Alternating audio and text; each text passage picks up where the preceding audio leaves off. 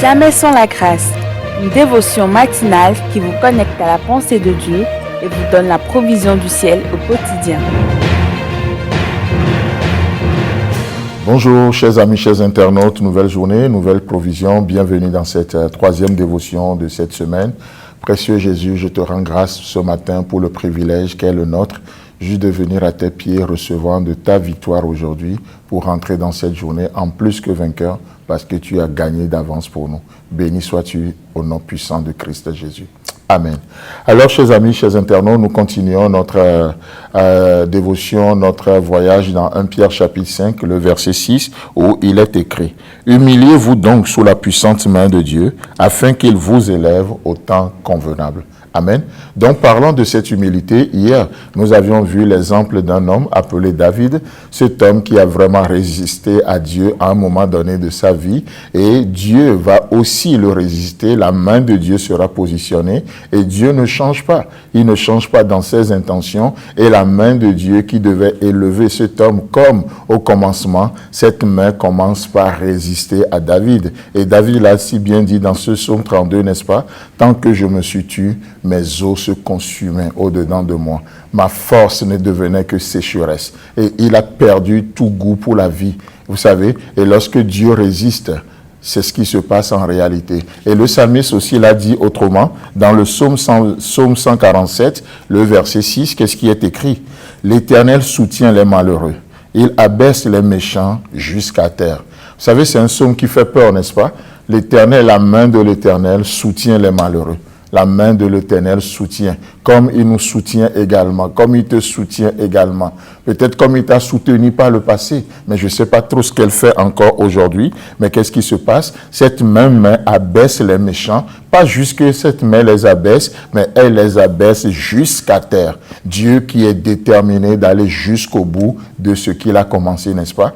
Vous savez, c'est pourquoi, je disais la dernière fois, mais on en riait un peu, mais lorsque nous comprenons la détermination de Dieu de nous faire du bien, la détermination de Dieu de se reproduire en nous, vous savez, tout homme normalement bien constitué doit désirer une chose, s'humilier sous la puissante main de Dieu.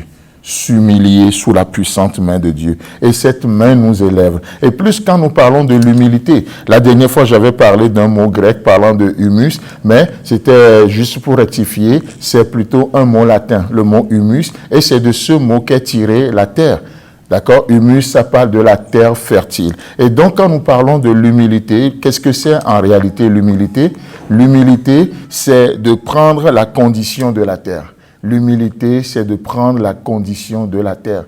Et vous savez, ce matin, alors que la Bible nous demande, nous exhorte à nous humilier sous la puissante main de Dieu, nous sommes simplement appelés à prendre, à partager la condition de la terre. Étant donné que nous sommes faits de la poussière, simplement, partager la condition de la terre, cette terre qui est toujours là, mais toujours foulée aux pieds, n'est-ce pas? Toujours foulée aux pieds par les hommes. Et c'est le lieu qui reçoit les déchets et tous les objets de rébus.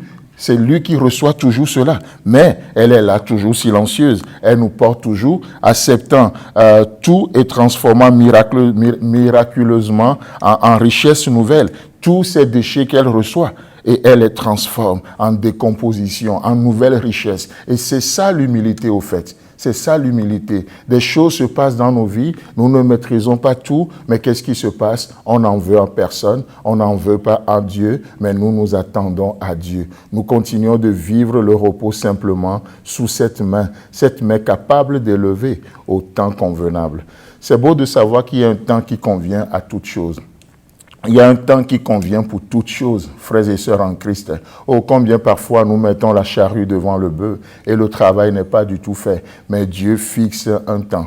Il fixe un temps dans sa souveraineté. Dieu fixe un temps dans toute sa puissance. Et Jésus-Christ va dire aux disciples, ce n'est pas à vous de connaître les temps, mais il y a un temps qui convient. Ce n'est pas à vous de connaître les temps, mais vous avez besoin juste d'une attitude aujourd'hui. Marcher dans l'humilité, se laisser remplir par le Saint-Esprit et marcher, se laisser conduire par le Saint-Esprit. Et qu'est-ce qui se fera? Au temps convenable, Dieu fera ce qu'il a fait. Au temps convenable. Il y a un temps. il y a un temps. Avant le temps, ce n'est pas le temps. Après le temps, ce n'est pas le temps. Frères et sœurs en Christ, chers amis, chers internautes, nous vous souhaitons une très belle journée aujourd'hui avec cette pensée et que le Seigneur vous bénisse. Et si Christ a d'avenir, on se retrouve demain.